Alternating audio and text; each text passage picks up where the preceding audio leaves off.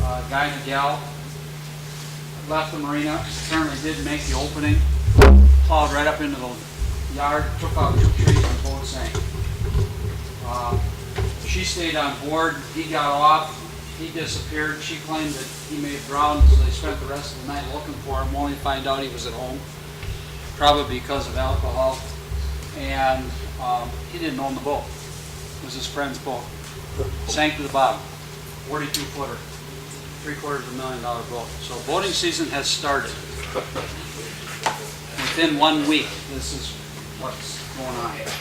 So, with that little information, we'll get started on what I guess I'm prejudiced that this seems to be the most liked 2 sessions because it's a lot of hands-on, a lot of neat stuff. As you can see with the charts in front of you, we're going to obviously learn about navigation tonight.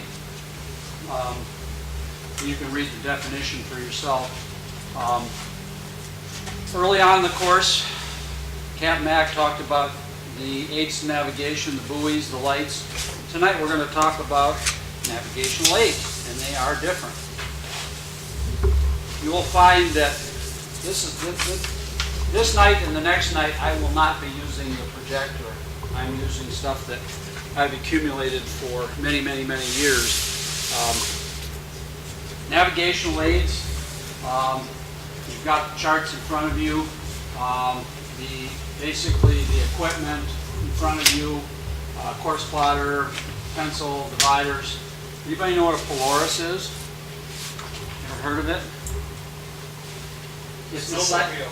What's that? It's a snowmobile, right in the winter over the trails. A Polaris. Yeah, Polaris. No, P-Loris. Oh, Polaris. And it's not a star either. Essentially, it's a range-finding compass. Essentially, it's got sights on it, like gun sights, and you swing it, and you can shoot bearings on different items. Anybody ever heard of a lead line? The predecessor to a depth finder. Did you still use them in the Yeah. Coast Guard? Mostly for small boats. Yeah. If we're going in somewhere we're unfamiliar with or something like that, I would have been known to put the small boat in the water with a lead line and have them, make sure I had enough water to get in there safely. Basically, it's a line which in the old days was a piece of lead on the bottom, and it was marked off in lengths so the person on the bow could throw the lead out forward, and then he'd shout back to the navigator or the captain how deep it was. And on the bottom of the lead, it was hollowed out, and they would put a wad of wax or paraffin in there so that when it hit the bottom, it would come up and they could tell if it was sand or gravel or rock. We use them around here to measure depths. I used them early on in the 60s before we had much in the way of depth finders. And along course came the depth finder. Speed log or speedometer. Navigational books, pamphlets, we'll talk about that tonight. We're going to talk in detail about the compass. Loran, thing of the past. GPS is now the new way for navigation. We talked about that. We talked about radar. Stopwatch, we'll talk a little bit about that, and of course the different types of communication tools. So let's start out with a little bit of geography, and we'll talk a little bit about how the Earth is actually mapped. Go back to the olden days when you were in school, or for young folks who are in school. The Earth is divided up both horizontally and vertically. In the case of horizontal or vertically, we have meridians of longitude. And this one being the prime meridian right here, everything circles around in that direction, going west. And you can see the Earth is divided in all of these meridians. Keep this in mind. Now, the opposite, obviously, for most people, is latitude. And that's dividing the Earth parallels. And they're called parallels, whereas longitudes are called meridians, latitudes are called parallels. Why? Because they are parallel to each other. And they're cut through the Earth as such. This is going to be important as we move along. Okay. After we get done going through some of this information, I've got the charts out here, and we've got about a 20 question, I call it a treasure hunt, where we're actually going to look at these charts and we're going to find things on them so that you get orientated as to what a chart actually has on it. Well, one of the things that you're going to do is you're going to be asked to find things at certain latitudes and longitudes. How do you do that? Okay. In the equipment packet, there is a set of dividers. And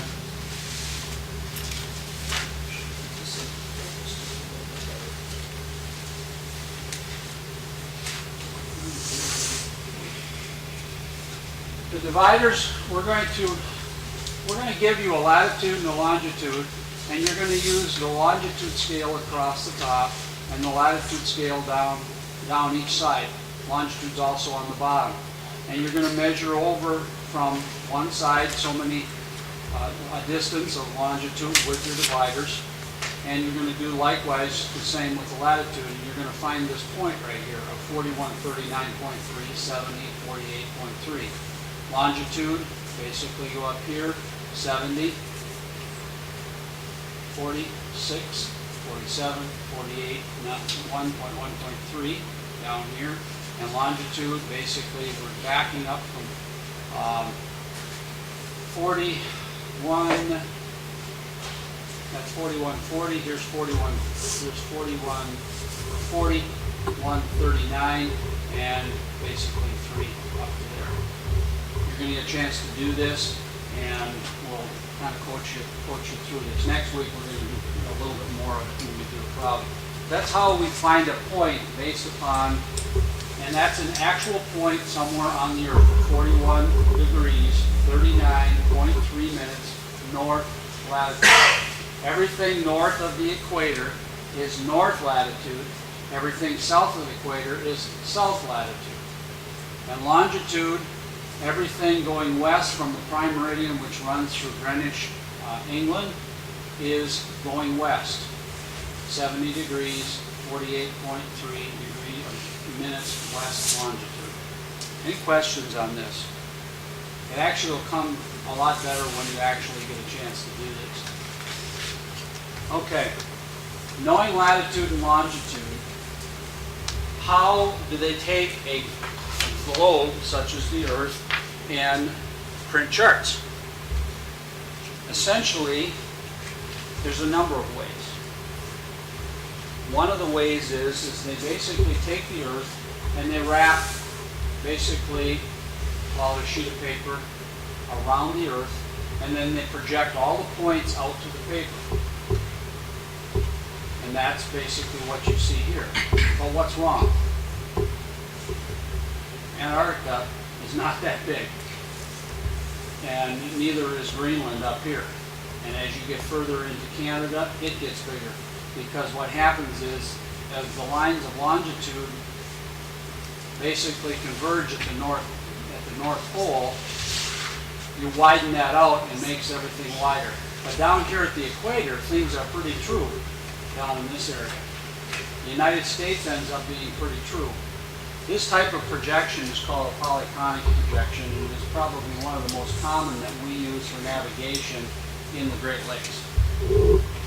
Another means of doing it, you can see where this can be very awkward, is to take and place a cone of paper over the top of the Earth and project the points out that way. And you get something that looks like this. Again, it's very distorted as you get closer and closer to the pole. Excuse me, I screwed up. I did it backwards. The first chart was a Mercator projection. This is the polyconic. This is the one that gives you the most truest reading of the United States. The Mercator you saw where Antarctica was really large, and as was Greenland at the top. In this case, you get a little bit more accurate picture of what's going on in the northern hemisphere when they do this type of projection. Polyconic. Any questions? The third one, which we don't see hardly at all, but it is used, And this is where take a point on the earth, such as here, and then take a flat sheet of paper and then project everything out to it. And you get a relatively good picture. And it's called a mnemonic projection. Did you use that at the poles? Principally used for, more accurate readings at the North and South Pole. We have some U.S. charts for Antarctica, but a lot of the charts we used down there were Russian and French charts, because they had spent more money and time developing charts, except for certain areas where the United States has a lot of an interest, like in Murdo with the science of it. So those are your three different types of chart projections. And as you'll see, the stuff that we're going to use principally falls under the polyconic projection. Okay, that's how we basically produce charts. Now the question is, how do charts differ from one size to the other? Here's a case where we have a large scale chart versus a small scale chart. You can see down here the detail gets much greater, and up here it's less. And it really has to do with the size of the projection. And I'll show you some actual examples in a second here. Different chart categories. Scale of 1 to 600,000 is a sailing chart. General charts 1 to 150,000. And you can see they go right down to a harbor chart, which is 1 to 50,000, which would be something like we'll see here that we use here in Marinette-Menominee.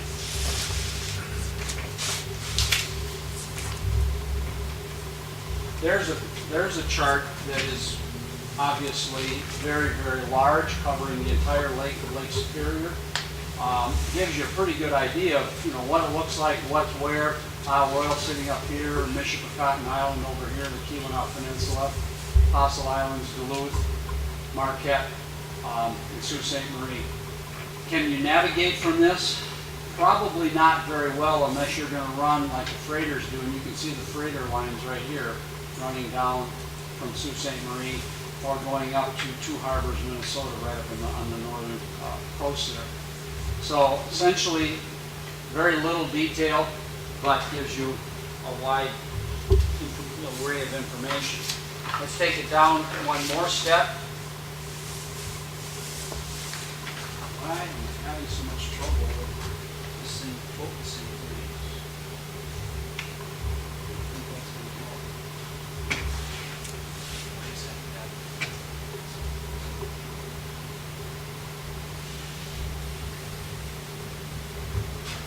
This is basically the chart that we would principally use probably around here, showing Marinette-Menominee. Sturgeon Bay would be down here. For those that are interested, in order to get a chart covering the entire Bay of Green Bay from Escanaba to Green Bay, it takes 3 charts. This is being the middle one.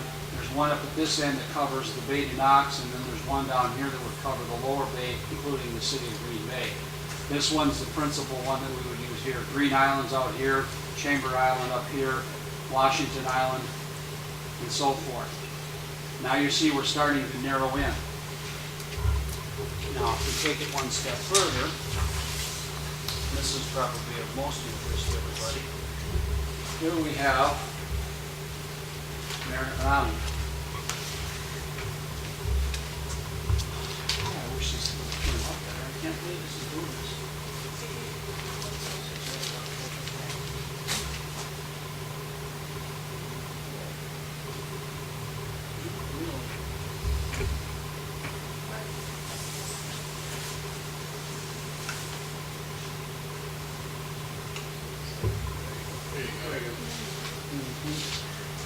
Okay, some things that I wanted to point out. Obviously, we're sitting up here near the interstate bridge. Here's the latitude scale, as I told you it would exist. Longitude scale down here at the bottom, as well as up at the top.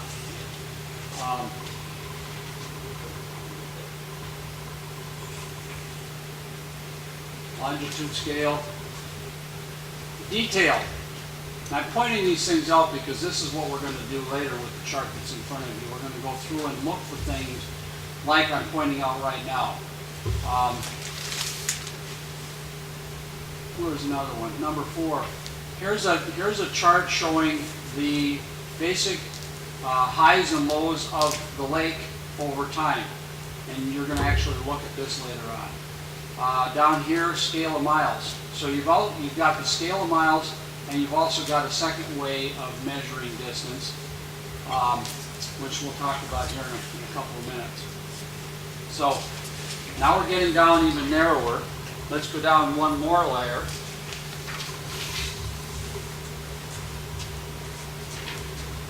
And let's look at the mouth of our river. And here we've got, again, the latitude scale. Here's the shoal buoy out here, big bell buoy. I guess now's the time to point out something. Anybody know where the term nautical mile came from?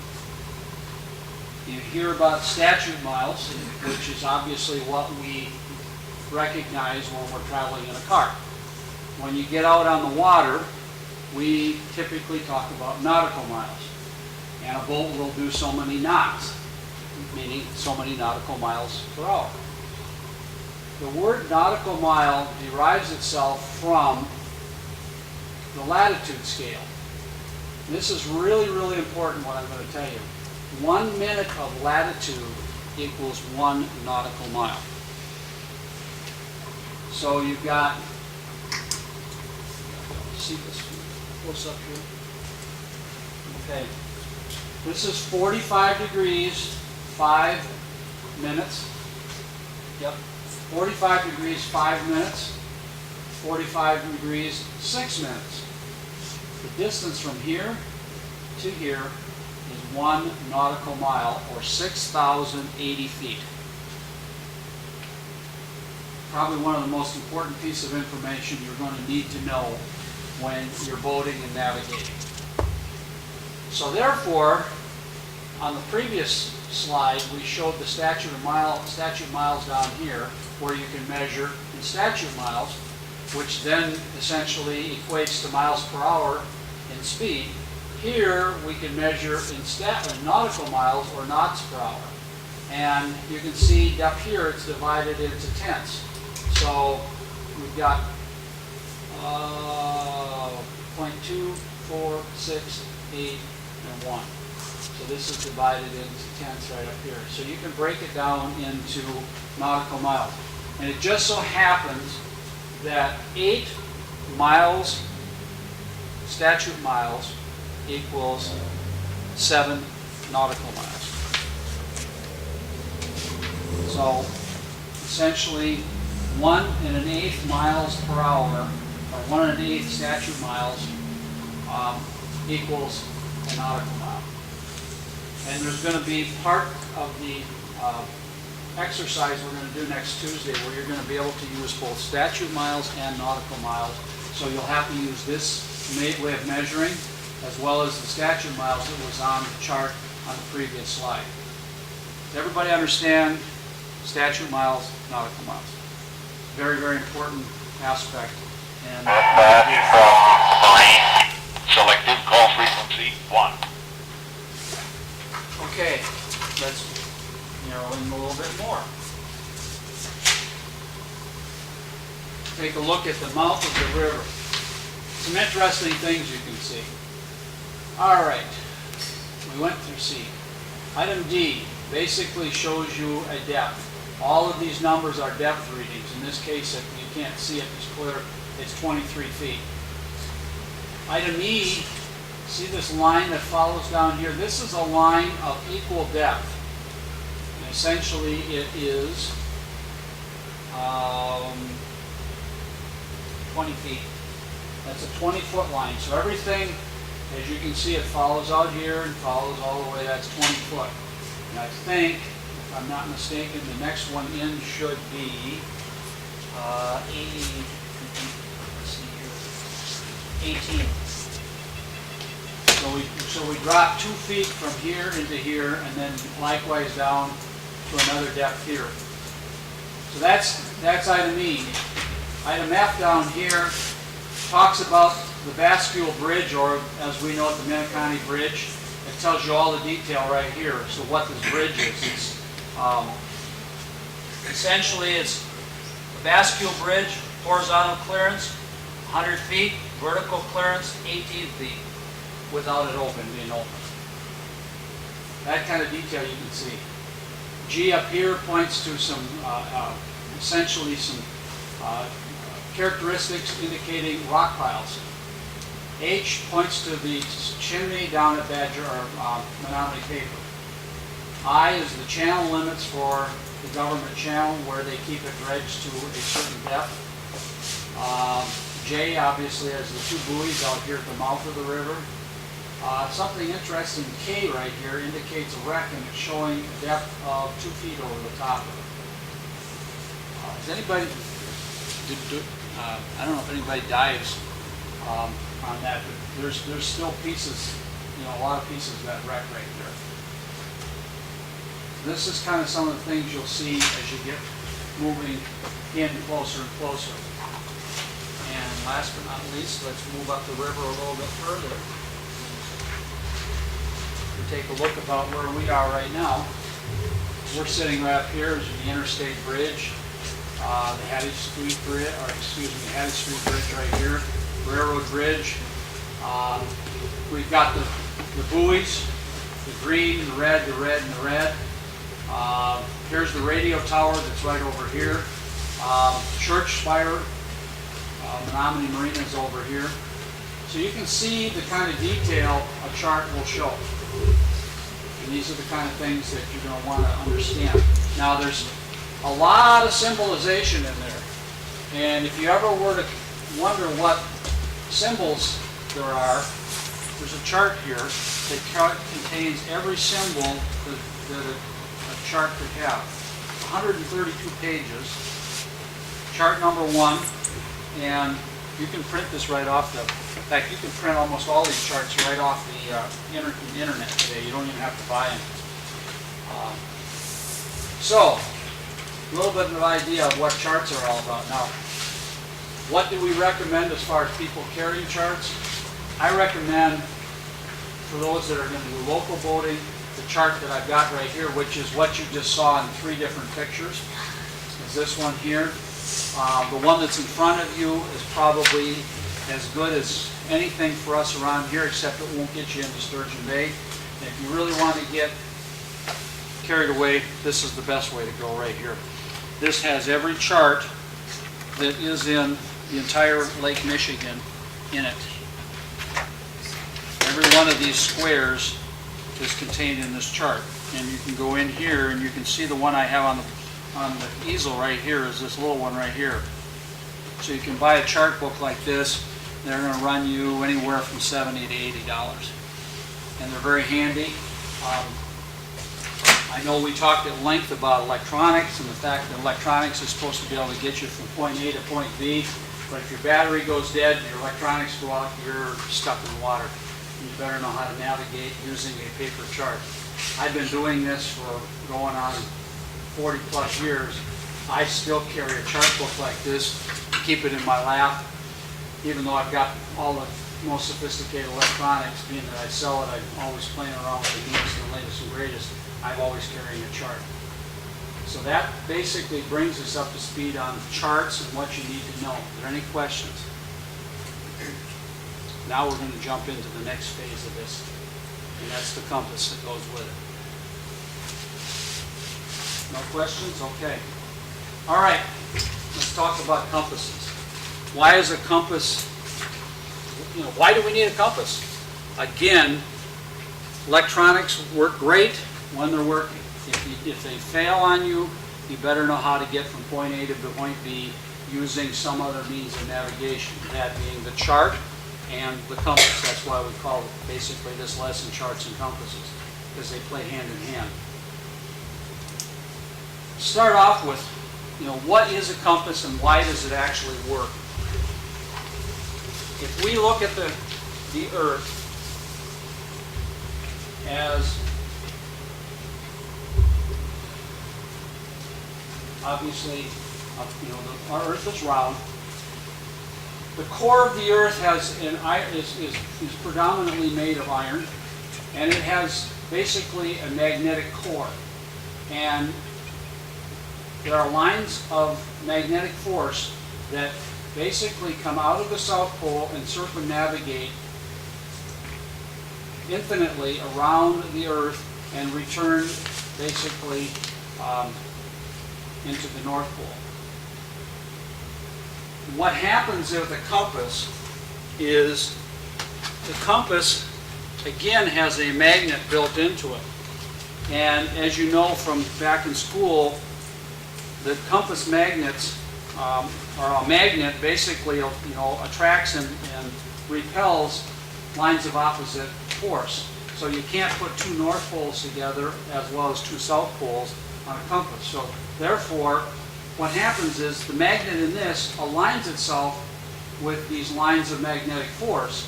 Therefore, it will always point to the North Pole. That's why it's so neat. However you turn this thing, it'll always point to the North Pole. But here's the trick. The North Pole, for magnetic purposes, is not truly the North Pole. This is where we have a little bit of a problem on Earth. The magnetic North Pole differs from the true North Pole, the axis from north to south, by some distance. So guess what? The compass points to magnetic north and doesn't point to true north. So now we have a problem in navigation that we have to take into account. As you can see, if we're trying to plot a course from here to Fish Creek, and we know it's due east, and we follow the compass on due east, but yet this thing has some air in it, we have to start figuring out what that air is. That air is called variation. And we're very fortunate here on the Great Lakes to have very little of it. This chart here shows us how much variation there is between true north and magnetic north across the United States. And as you can see, we're sitting right up in here. We're on a zero variation line, but just a little bit off of it.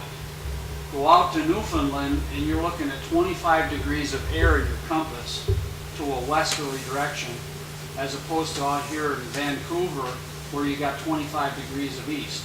So now, if you're trying to steer by this compass on some heading, and you're out here, you have a 25 degree air in your compass because of that difference between true north and magnetic north.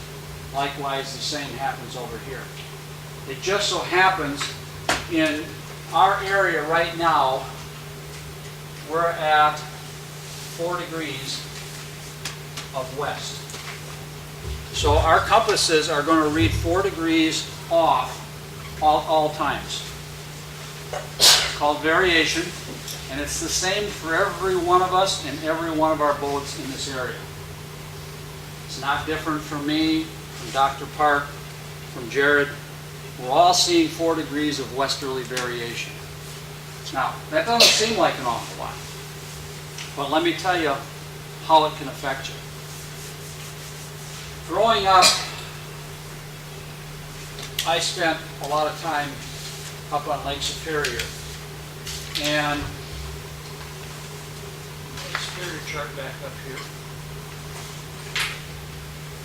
We used to travel out to Isle Royale, and we used to leave Copper Harbor and head for Rock Harbor up here. And it just so happens it's just under 60 miles.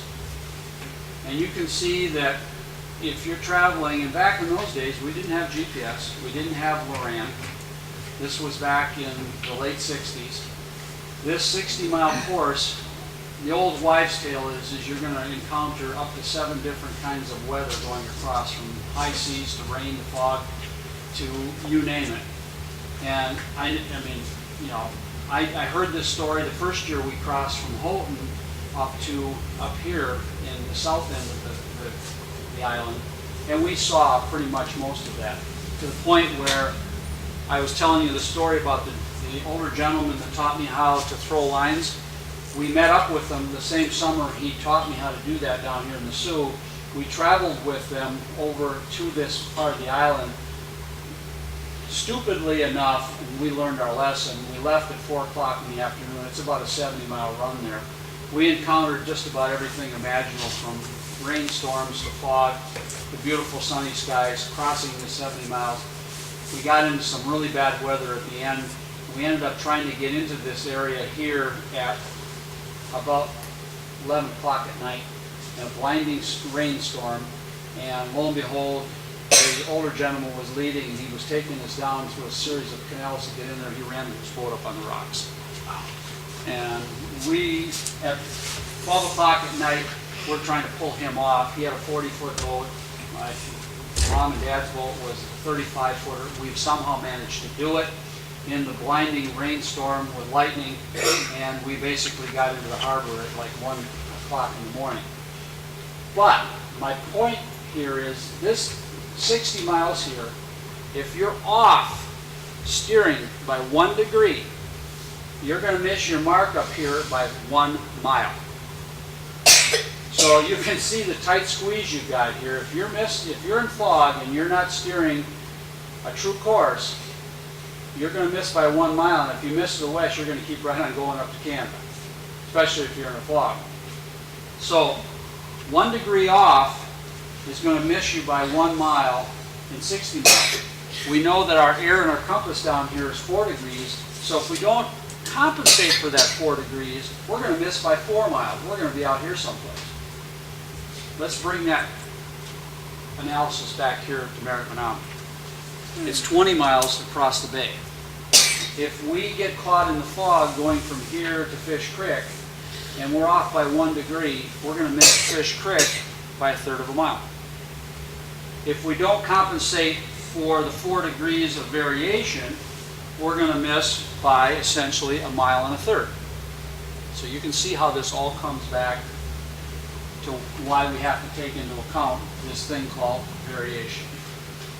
And we're very fortunate that we only have to deal with 4 degrees of it here. And it does change. It changes because that magnetic North Pole kind of moves around up at the north end. An annual increase of 4 minutes a year. So next week on Tuesday, we're going to learn how to compensate our compass and plot our headings, taking into account what's called variation. Any questions? John, when you're out east or out west, can you set your GPS to compensate for that? You can. You can set it to, for magnetic heading. Some people do, some people don't. You can set it up so that it's reading magnetic, and we'll get into that next week, the difference between a true course, a magnetic course, and a compass course. There are essentially 3 courses that we'll deal with. And I don't want to get too much into the detail tonight, but if we get to a point, let's say we want to plot a course from Copper Harbor up here, and we draw a line. By the way, you never draw on a chart with a ballpoint pen. Cardinal sin. Sharp pencil, something that's erasable. So you plot, basically you draw your line from Copper Harbor to Rock Harbor, and that line that you just plotted on there is a true course. What we're going to do is take that true course and we're going to compensate it for the things called variation and one other error that I'll talk about here in a few minutes that we have to take into account. And then we'll calculate what we're going to steal with our compass. Incidentally, one of the things is if you know you're going to encounter limited visibility in crossing a body of water, let's say from here to Fish Creek or here to Sturgeon Bay, or you leave and it's hazy, and you think, it's not too bad, but you get halfway across and all of a sudden you can't barely see the bow of your boat. What do you do now? Well, hopefully you got a GPS that's working and that can lead you right where you want to go. Or what you end up doing is essentially you set a point someplace where you know you're going to be comfortable. Well, it just so happens right about halfway down on Isle of Oil is a harbor called Chippewa Harbor. And it's a natural cut in the rocks of Isle of Oil, deep water right up to the shore, big rock outcroppings. And so what we would do when we were heading over, it was a neat place to stay as well. By the way, this is a national park, if anybody didn't know this. There's a dock in there. We'd set our course for Chippewa Harbor, but we would purposely steer heavy to one side so that when we did find shore, we knew which way to turn. That's the next problem. You go that way to Fish Creek and you say, okay, I'm in fog. Am I steering heavy to the right or heavy to the left? When you finally creep up on shore and you can see the land, it's like, okay, now which way do I turn to follow the shore to find the harbor? You kind of need to know whether we purposely shot for this harbor, and we would typically shoot a little bit further to the south, so when we got to shore, we knew to turn right, follow the shore, and go into the harbor. Some really interesting stuff. That crossing, you'll cross, I think, 4 different shipping channels. It's very, very interesting, to say the least. John, just a point, if you're going to Fish Creek, if you tend to want to go to the left, put yourself in jeopardy with animal shoals. Wouldn't you be better off kind of veering to the right? Right, yep, veering to the right, but then when you find shore, then you gotta follow back, but then you gotta make sure you clear the point with the flagpole on it, because there's a reef that runs off that's not marked. So you gotta know essentially, which way you're going. But you have to understand that being off by an error, and we all realize that steering with a compass essentially is very difficult because the compass goes back and forth, and so you try to basically keep it I always say 5 degrees one way or another. 5 degrees high, 5 degrees low, and you don't favor one side or the other unless you purposely want to do that. To be able to hit a spot so that you know which way to turn right or left. Okay, so we talked about variation. Now we're going to talk a little bit about the compass itself and how it's constructed. Very simplified view of a compass. Essentially, what you have is essentially a globe.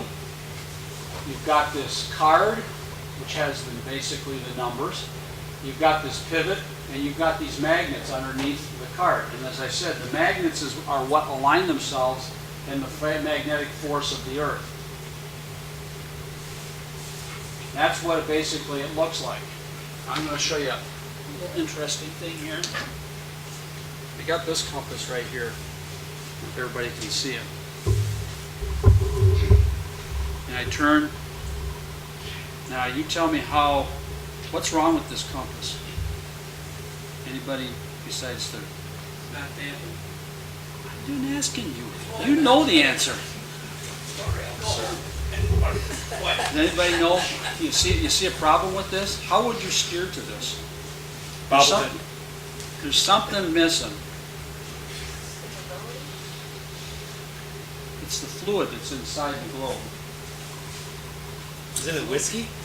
This is filled with fluid, and it's an alcohol-based product. You can see now. See, this thing doesn't do that. It's going to settle right down because it is dampened, as Jim said, with a fluid.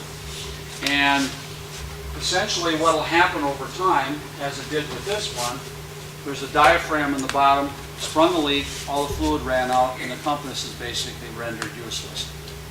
You can get them rebuilt, but principally not too many people do. So this compass, somebody actually was using this who didn't realize that there was something wrong with it. So that's what keeps the compass so it's readable, and that's basically in a nutshell how simple it is and how it works. Now, a compass cost is really determined by one thing, or two things I should say. Number one, the quality of this pivot point.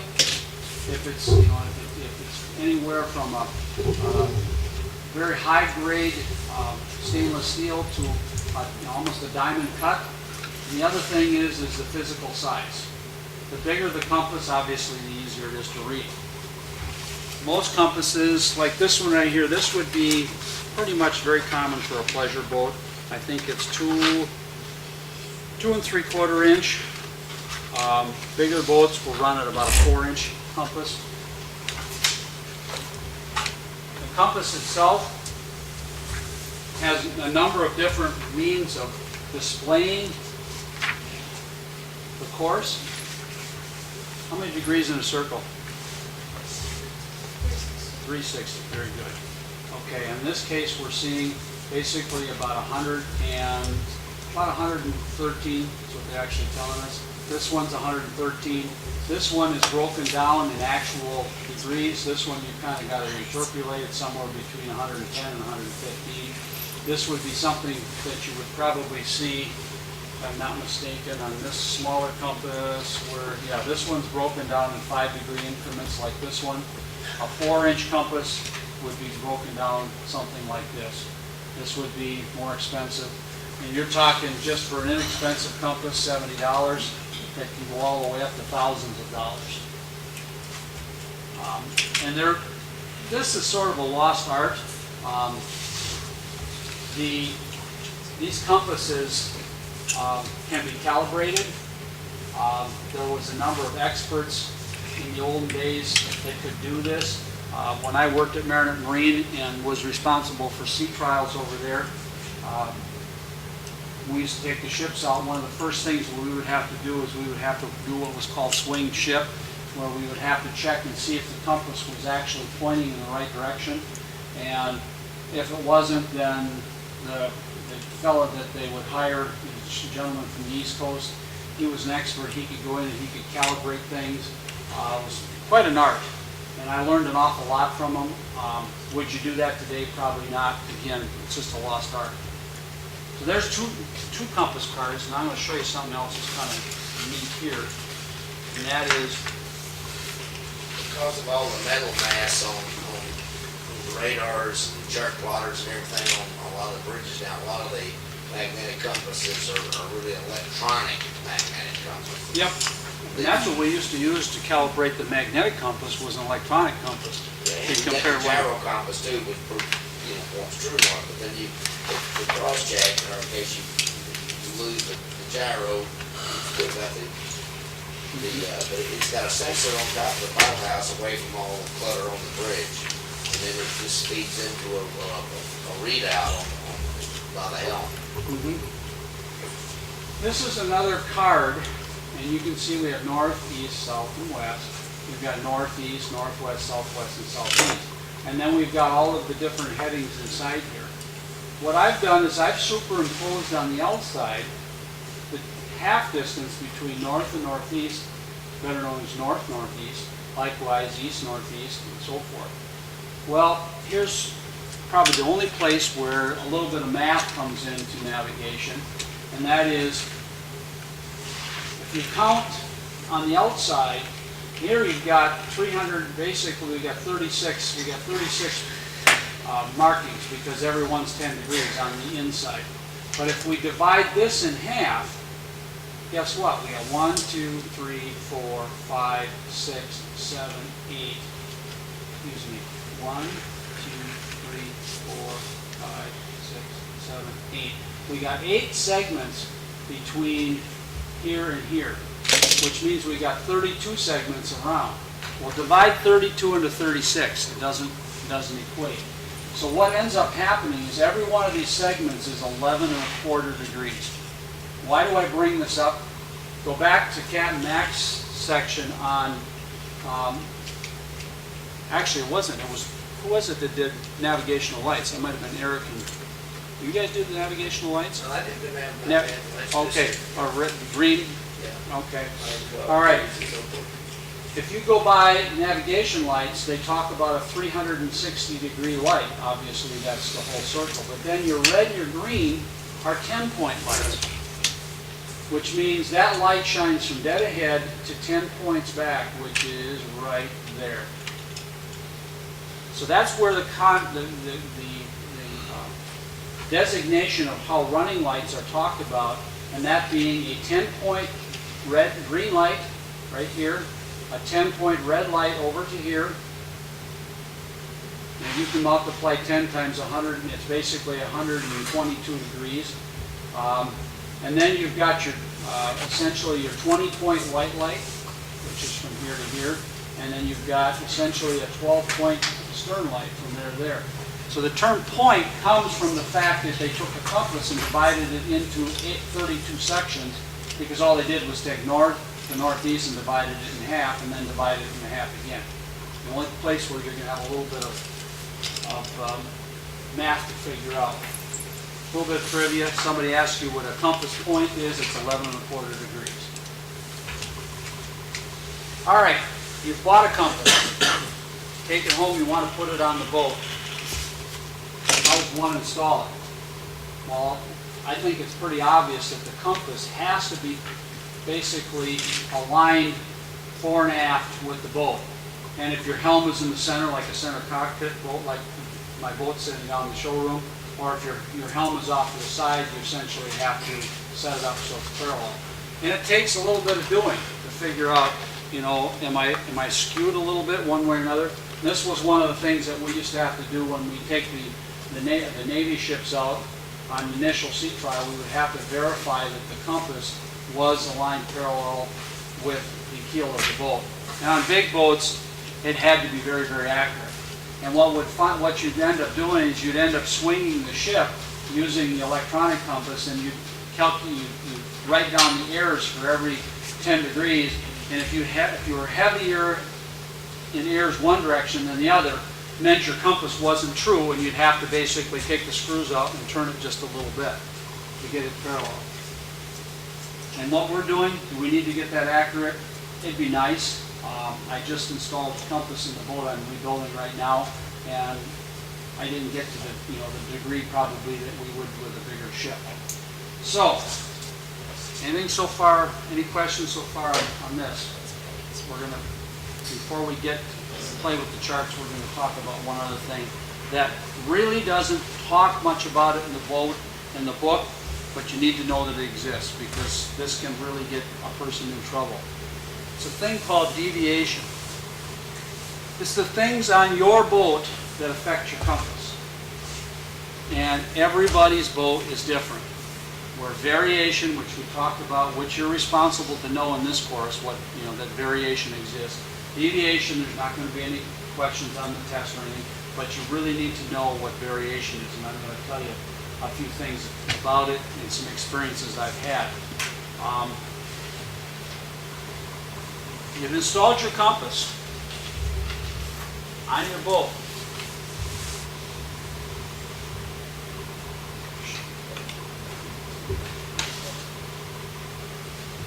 Your compass is installed. It's parallel with the keel. Everything's hunky-dory. You know that you've got 4 degrees of variation where we sit here in Marinette-Menominee. But after you get it installed, it comes time to start putting some equipment on board the boat. We're going to start putting things on like a motor. Watch the compass and see if anything happens when I start putting these things on. See if anybody sees any movement.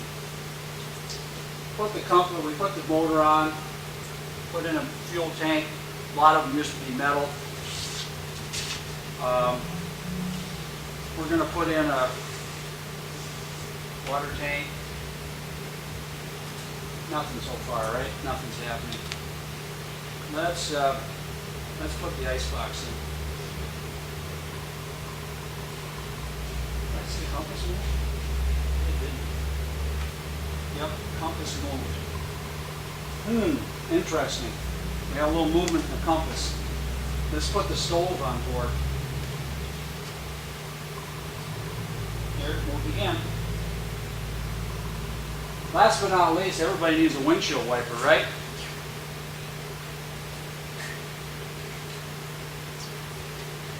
We're back, we've lost what, 3, 4, 5 degrees by putting that piece of equipment in. Every boat's different. This is what's called deviation. This is how things installed on your boat specific, different than my boat, different than your neighbor's boat, affects it. And the reason I use the last item is probably one of the most characteristic problems we see.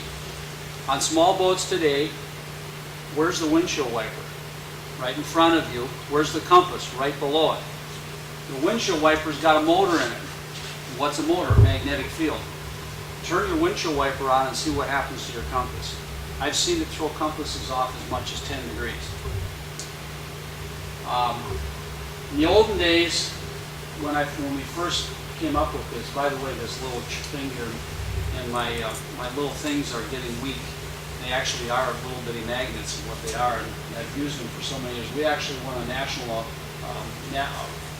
educational award for building this little thing to demonstrate what deviation is. The windshield wiper essentially can have drastic effects, and you wouldn't know it until you're in the fog. And what is fog? It's, you know, you get the high dew point, your window gets wet, you turn your windshield wiper on, and all of a sudden the compass goes like this. And what do? You're fixated on the compass if you're not using GPS, and you start following your compass, and you're all over the place. Well, I'll tell you a story.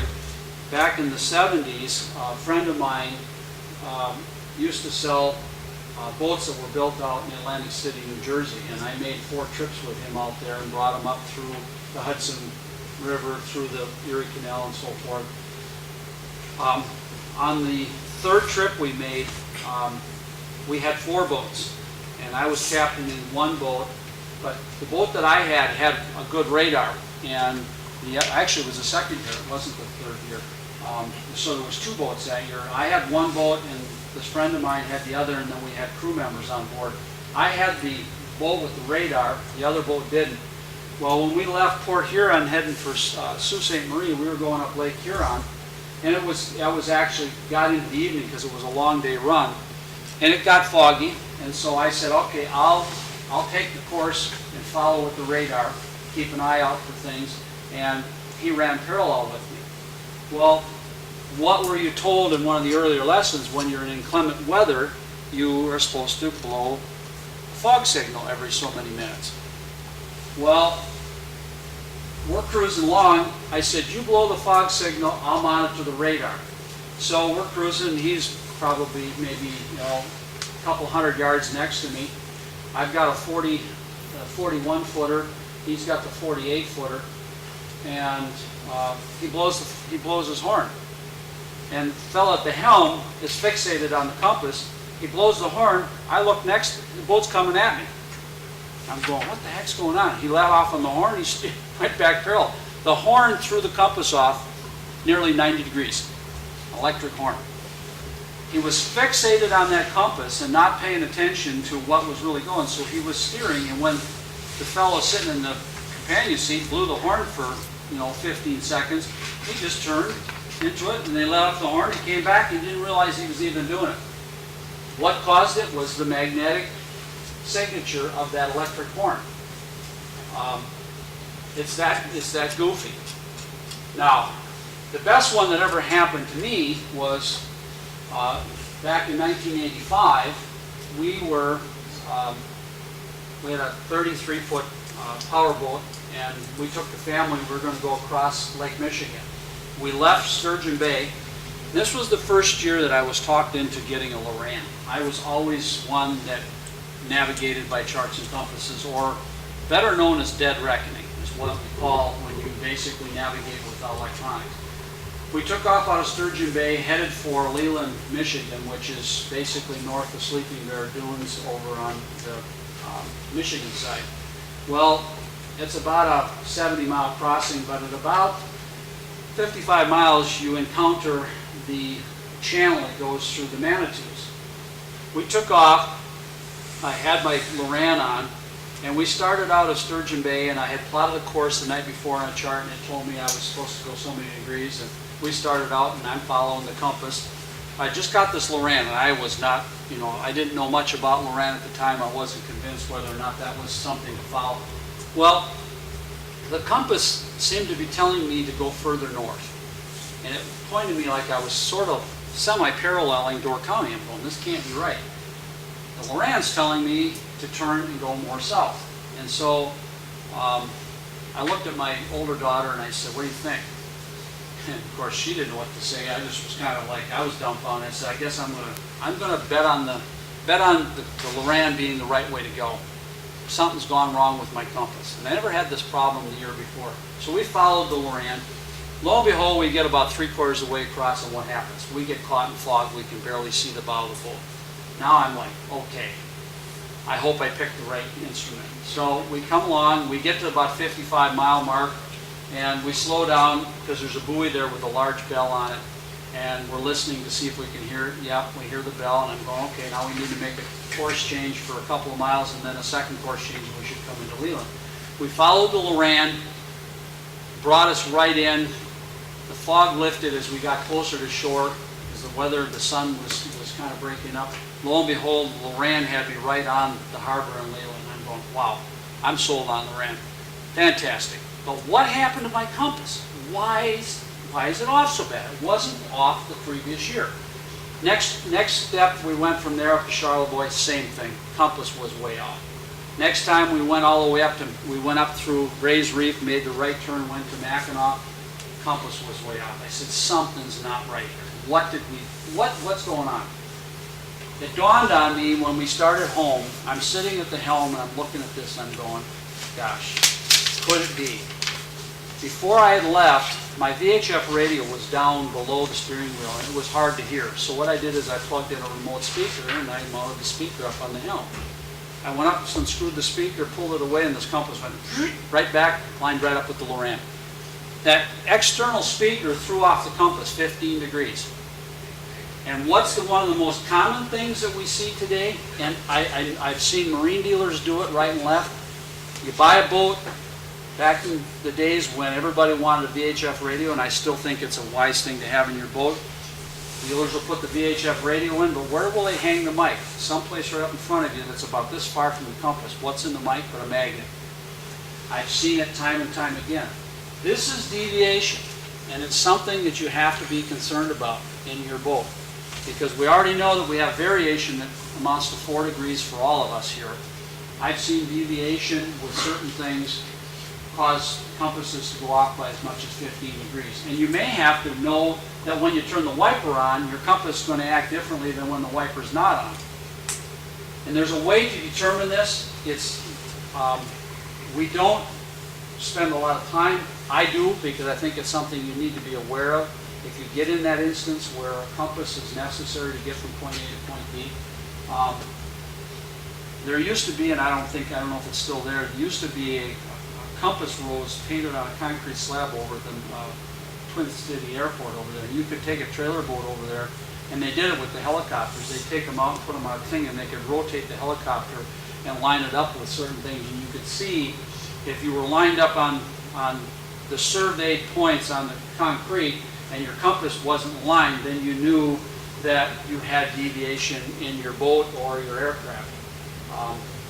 One of the things you can do, there's a number of charted ranges, one of them being the breakwater down here going out right here.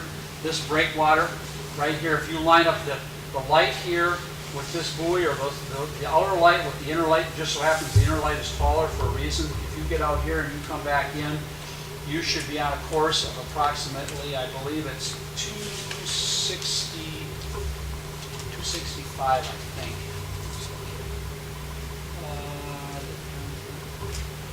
245 degrees coming in, or basically 65 degrees going out. And that will give you a pretty good idea. If it's lined up pretty decently on one course, there's a couple others you can get. You can get maybe 2 or 3 areas where you can find out if your compass is reasonably safe to use without having to go through a lot of error calculation. So that's deviation. Talked about variation. You've seen the compass. You've seen the charts. Are there any questions? Okay, let's take a 5-minute break. We'll get set up here, and then we'll kind of work in, teams at each table, and kind of take yourself through this little exercise and find it.